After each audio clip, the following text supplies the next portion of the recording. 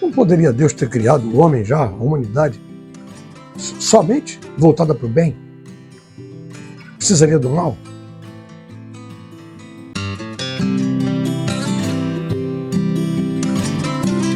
Encontro com Kardec, um momento de estudo da doutrina espírita.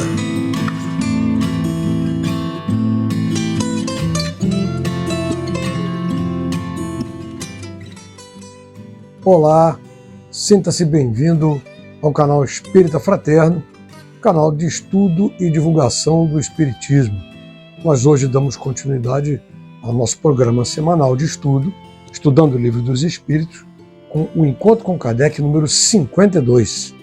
Nós estamos já, desde o Encontro 51, falando do livro terceiro, da parte terceira do Livro dos Espíritos, falando sobre as leis divinas e lei divina ou natural, né? E nós vamos hoje falar especificamente sobre o bem e o mal, né? O que é isso? Por que nós precisamos passar por essa situação?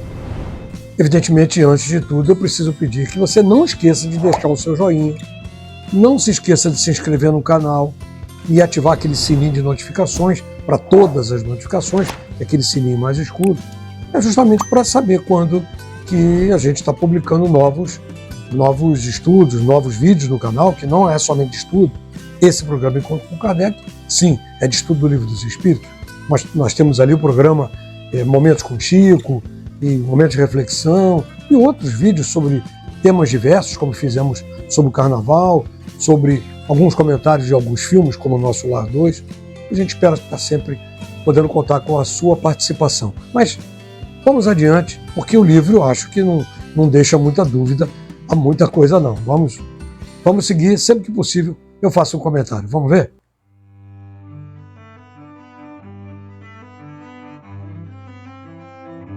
Livro terceiro, Leis Morais. Capítulo 1. Lei divina ou natural? O bem e o mal.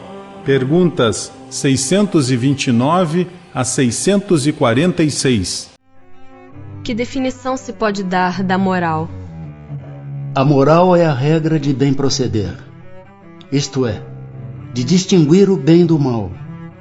Funda-se na observância da lei de Deus. O homem procede bem quando tudo faz pelo bem de todos, porque então cumpre a lei de Deus. Como se pode distinguir o bem do mal?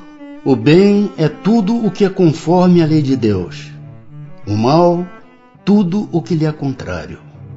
Assim, fazer o bem é proceder de acordo com a lei de Deus.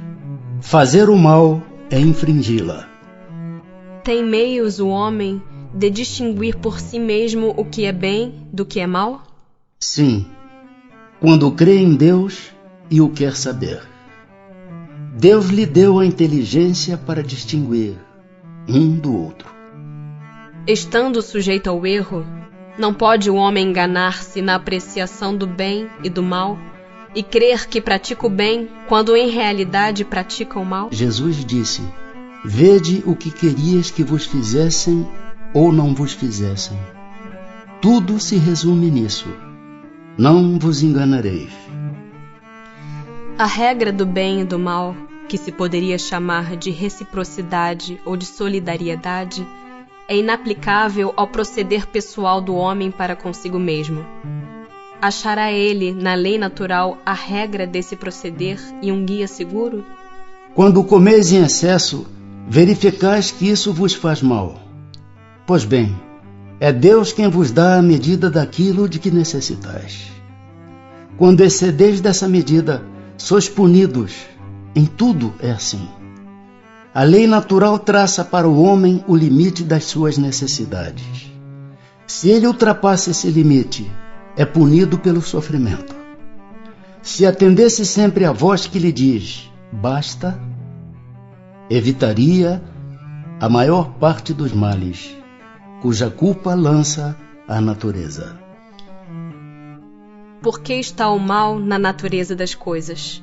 Falo do mal moral. Não podia Deus ter criado a humanidade em melhores condições? Já te dissemos, os espíritos foram criados simples e ignorantes. Deus deixa que o homem escolha o caminho. Tanto pior para ele, se toma o caminho mau. Mais longa será a sua peregrinação. Se não existissem montanhas, não compreenderia o homem que se pode subir e descer. Se não existissem rochas, não compreenderia que há corpos duros. É preciso que o espírito ganhe experiência. É preciso, portanto, que conheça o bem e o mal. Eis porque se une ao corpo. Das diferentes posições sociais, nascem necessidades que não são idênticas para todos os homens. Não parece poder inferir-se daí que a lei natural não constitui regra uniforme? Essas diferentes posições são da natureza das coisas e conforme a lei do progresso. Isso não invalida a unidade da lei natural, que se aplica a tudo. As condições da existência do homem mudam de acordo com os tempos e os lugares, resultando para ele necessidades diferentes e posições sociais apropriadas a essas necessidades. Já que essa diversidade está na ordem das coisas, ela é conforme a lei de Deus, lei que não deixa de ser una em seu princípio. Cabe à razão distinguir as necessidades reais das necessidades artificiais ou convencionais. Bem, é sempre aquela questão, né? A gente consegue distinguir o bem do mal? É uma natureza nossa, vai muito da consciência de cada um, vai da criação de cada um, vai da nossa natureza, o que a gente traz com a nossa bagagem espiritual nas reencarnações. Isso é o que a doutrina dos Espíritos nos ensina, inclusive aqui no Livro dos Espíritos muito claramente. Depende muito da nossa cultura espiritual, do que a gente traz essa bagagem. E a gente consegue, sim, distinguir o que é certo do que é errado.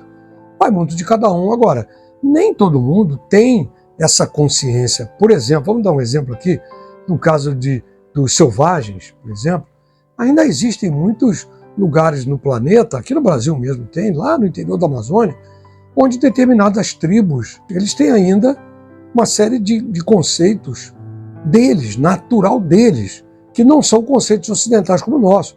Então, de repente, o que para nós pode ser considerado mal, para eles pode ser considerado uma questão natural. Então a gente precisa distinguir muito isso. E é isso que os Espíritos nos ensinam. Esse bem e esse mal vai muito da nossa consciência e do que nós conhecemos a respeito. Como ele diz, vale muito mais alguém que conheça as coisas, e é muito pior para alguém que conheça as coisas e faça o mal, do que para o ignorante que não tem noção das coisas e sem querer pratica o mal, porque ele não tem aquela consciência. A gente tem isso, a gente pelo menos deveria ter, né? Então, é nesse sentido que a gente pode rotular o que é bem, o que é mal. Rotular no sentido de trazer como bagagem. Agora, se é útil a gente ter o mal, evidente que sim.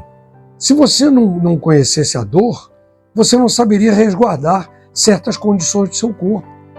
Por exemplo, é através do sofrimento, de uma certa forma, não quer dizer que a gente goste de sofrer, não é isso, que nem Deus, nem a espiritualidade superior quer que a gente fique sofrendo, não é isso, mas através do sofrimento, através da dor, através daquela sensação de aperto que a gente tem, é que a gente passa a dar valor à humildade, a dar valor ao altruísmo, a conhecer a dor do outro, respeitar o direito do outro, o prisma de visão desse outro, a partir desse momento.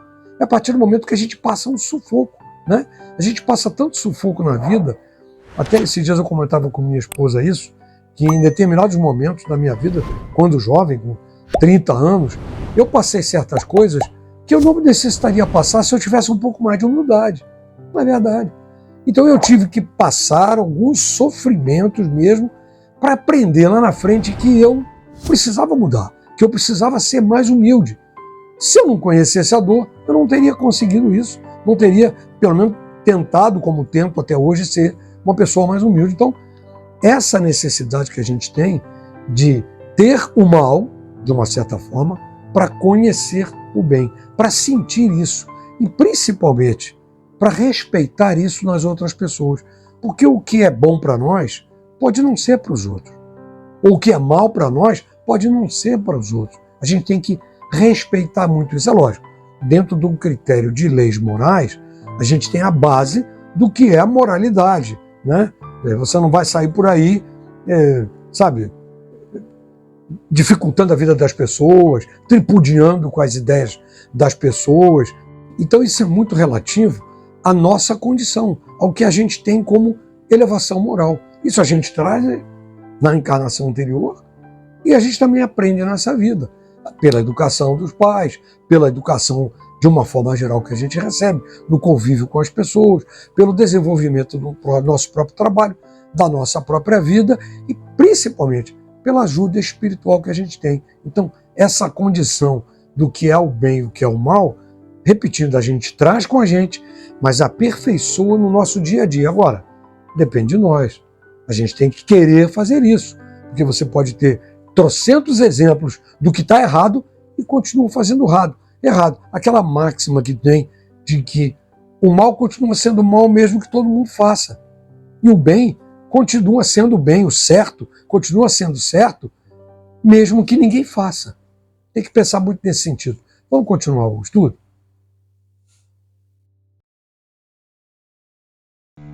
São absolutos para todos os homens o bem e o mal? A lei de Deus é a mesma para todos. Porém, o mal depende principalmente da vontade que se tenha de o praticar. O bem é sempre o bem, e o mal sempre o mal, qualquer que seja a posição do homem. Diferença só há quanto ao grau da responsabilidade. Será culpado o selvagem que, cedendo ao seu instinto, se nutre de carne humana? Eu disse que o mal depende da vontade. Pois bem, tanto mais culpado é o homem, quanto melhor sabe o que faz. As circunstâncias dão relativa gravidade ao bem e ao mal. Muitas vezes o homem comete faltas que, embora decorrentes da posição em que a sociedade o colocou, não são menos repreensíveis, mas a sua responsabilidade é proporcional aos meios de que ele dispõe para compreender o bem e o mal. É por isso que o homem esclarecido que comete uma simples injustiça é mais culpado aos olhos de Deus do que o selvagem ignorante que se entrega aos seus instintos. Parece às vezes que o mal é uma consequência da força das coisas. Tal, por exemplo, a necessidade em que o homem se vê, em alguns casos, de destruir até mesmo o seu semelhante. Poder-se-á dizer que há então infração da lei de Deus? Embora necessário, o mal não deixa de ser um mal. Essa necessidade desaparece, entretanto, à medida que a alma se depura, passando de uma a outra existência. Então, mais culpado é o homem quando o pratica, porque melhor o compreende. Não sucede frequentemente resultar o mal que o homem pratica da posição em que os outros homens o colocam? Quais, nesse caso, os culpados? O mal recai sobre quem lhe foi o causador.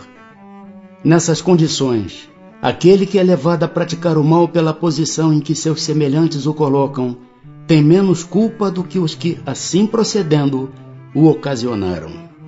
Porque cada um será punido não só pelo mal que haja feito, mas também pelo mal a que tenha dado lugar.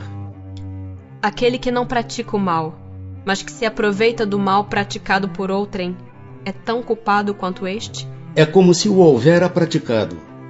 Aproveitar do mal é participar dele. Talvez não fosse capaz de praticá-lo, mas desde que, achando-o feito, dele tira partido, é que o aprova. É que o teria praticado se pudera ou se ousara.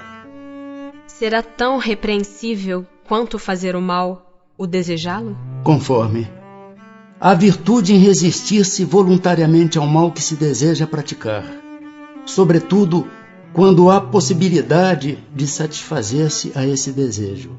Se apenas não o pratica por falta de ocasião, é culpado quem o deseja.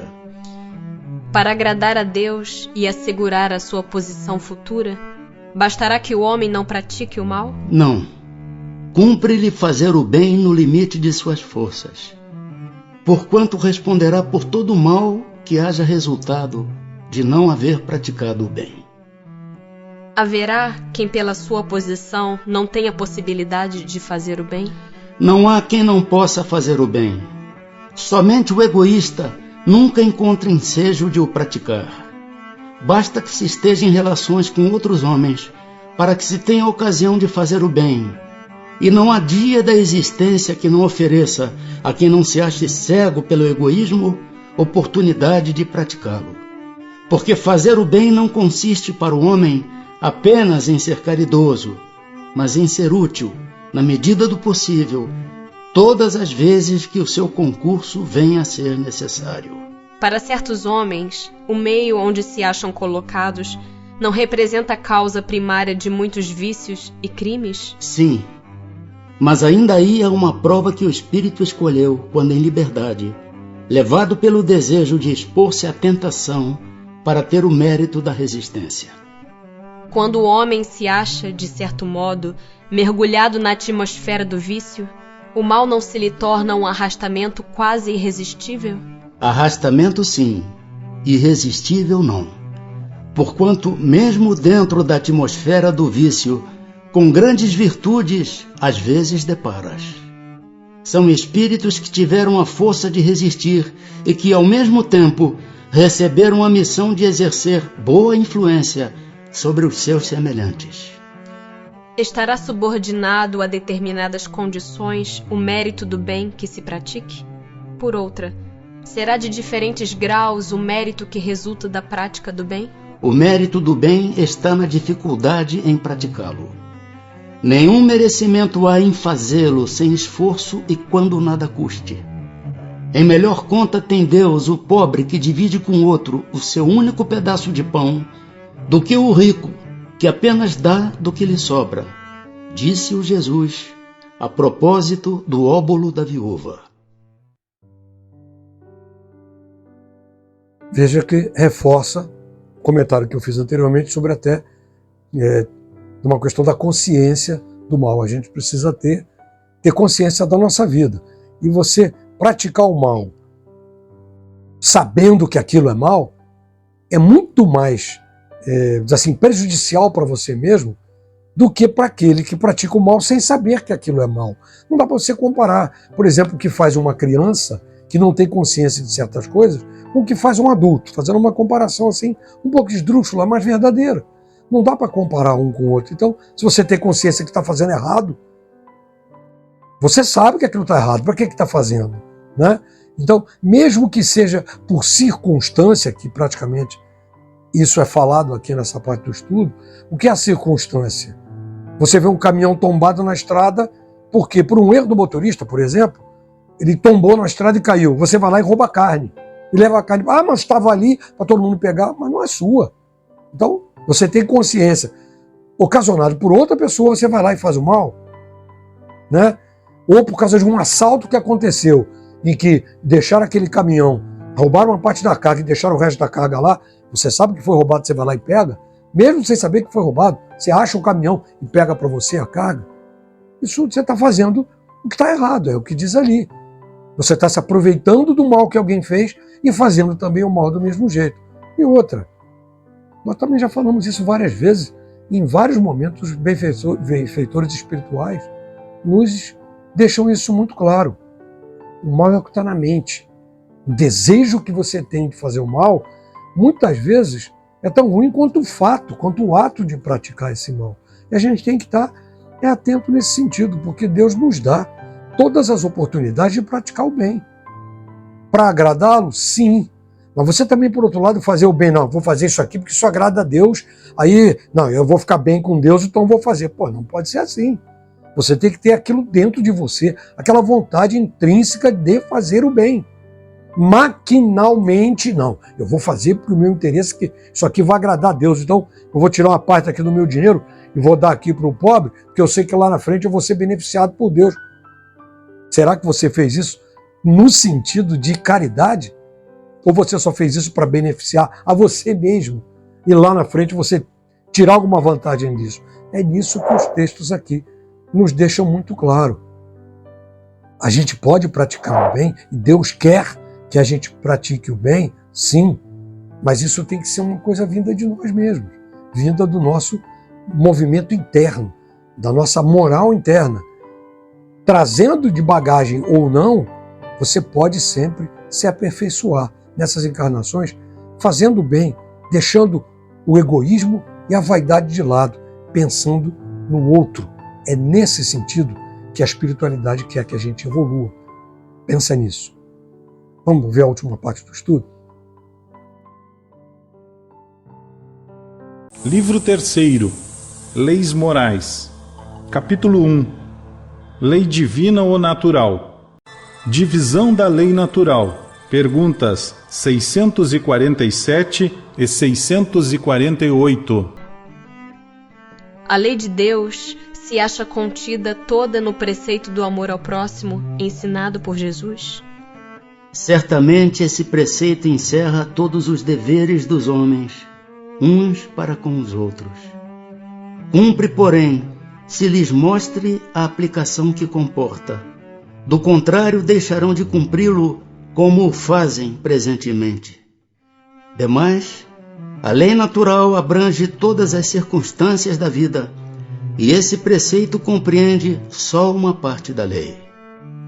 Aos homens são necessárias regras precisas. Os preceitos gerais e muito vagos deixam grande número de portas abertas à interpretação. Que pensais da divisão da lei natural em 10 partes, compreendendo as leis de adoração, trabalho, reprodução, conservação, destruição, sociedade, progresso, igualdade, liberdade e, por fim, a de justiça, amor e caridade? Essa divisão da lei de Deus em 10 partes é a de Moisés, e de natureza a abranger todas as circunstâncias da vida, o que é essencial.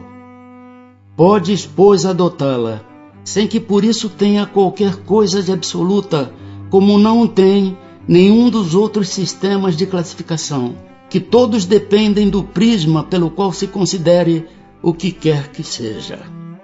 A última lei é a mais importante, por ser a que faculta ao homem adiantar-se mais na vida espiritual, visto que resume todas as outras.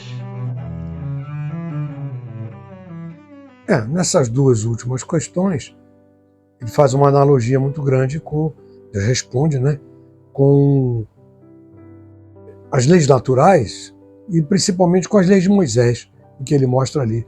E sempre deixando claro, naquela época de Moisés, em que ele conduziu a libertação daquele povo, era necessário ter uma ordem civil, porque não havia praticamente uma ordenação civil. Por isso, os mandamentos, os 10 mandamentos, vêm com aquelas classificações. Hoje não teria cabimento, por exemplo, você fazer uma lei dessa que dissesse assim, não cobiçarás a mulher do próximo. Teria cabimento hoje em dia, do jeito que a gente já vive em sociedade, que a gente respeita, pelo menos deve se respeitar, o direito individual das pessoas, principalmente o direito da mulher, não teria cabimento. Mas naquele momento era fundamental que fizesse assim. Era o momento de se organizar a sociedade com base na lei de Deus, que era uma lei de respeito ao próximo. Então, isso foi o que Moisés fez ali. E essa lei natural, a gente traz sempre com a gente. Está no âmago do Espírito, porque Deus nos criou, simples e ignorantes, nos fez passar por uma série de existências, que já falamos aqui, inclusive recentemente, em vários níveis de existência, em vários terrenos da existência, níveis de animal e tudo mais, para a gente aprender que tudo na vida é natural e nos leva na direção dele. Agora, ele nos dá tanta liberdade de escolha que nos permite até errar. E nesse erro é que a gente vai assumindo os nossos defeitos e procurando fazer o melhor. É dessa forma que a gente vai crescendo.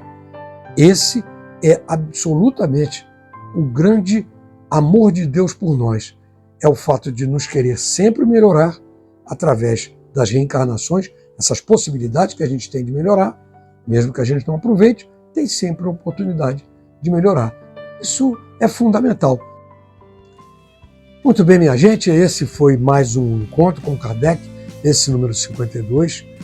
Agradeço muito estarem aqui participando desse nosso trabalho e do convívio com a gente nesse nosso canal de estudo e divulgação espírita.